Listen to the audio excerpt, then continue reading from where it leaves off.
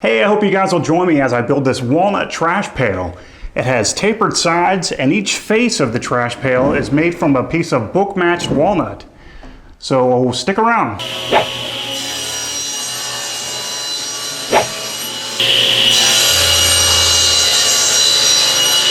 For the sides of the trash can, I'm going to take these 1-inch thick slabs of walnut, cut them right down the middle at the bandsaw, and then open up the two sides to form a book match. One of these boards has a knot right in the center, and I'm hoping that when I book match this board, it's going to make a really neat effect.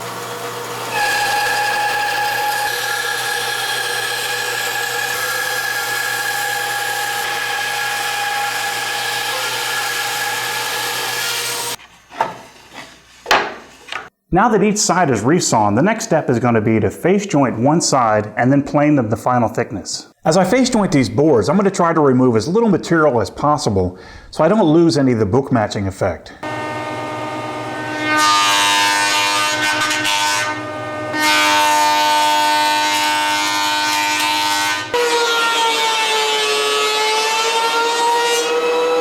I intentionally made these panels a little bit too wide so that I can cut up the final width after they're glued together. Right now the total panel width is 12 inches and it only needs to be 10 inches wide at its widest.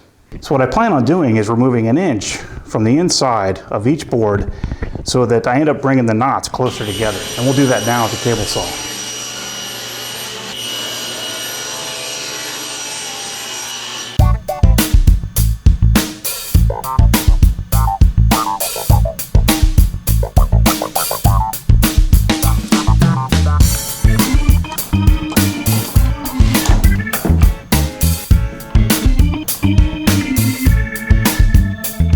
With the panels out of the clamps and the glue scraped off, I can cut each one of them to their final length, which is 14 inches. In order to cut the tapers on each side, I used carpet tape to attach a small wedge to my table saw sled fence.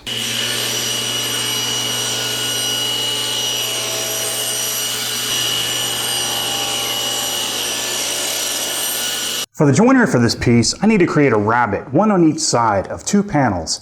And to do that, I'm going to use my rabbeting bit at the router table.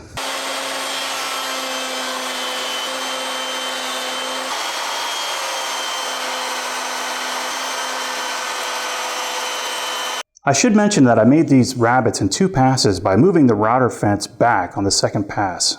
So after some final scraping and sanding, we'll be able to glue this together.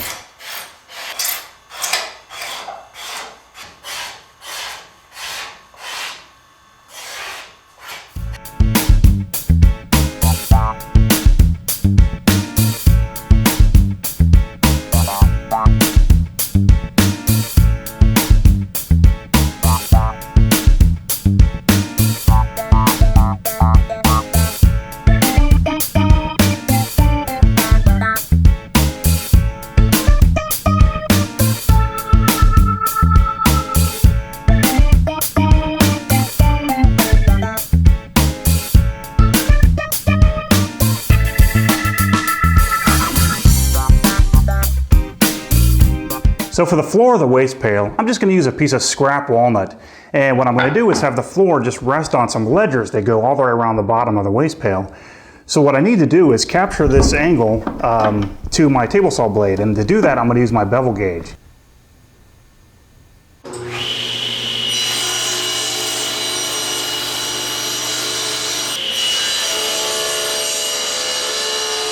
So I want the floor to be able to expand and contract with changes in humidity, so I'm going to use these little ledger blocks and just glue them in place to keep the floor from falling through the bottom.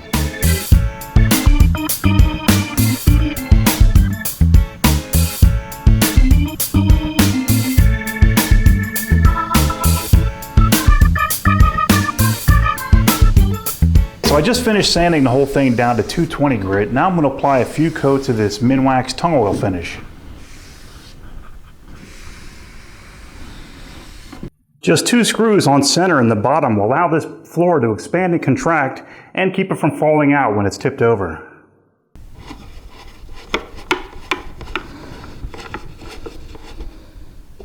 So if anybody's interested in making one of these trash pails, I'll have the SketchUp file available for download at my website at garagewoodworks.com.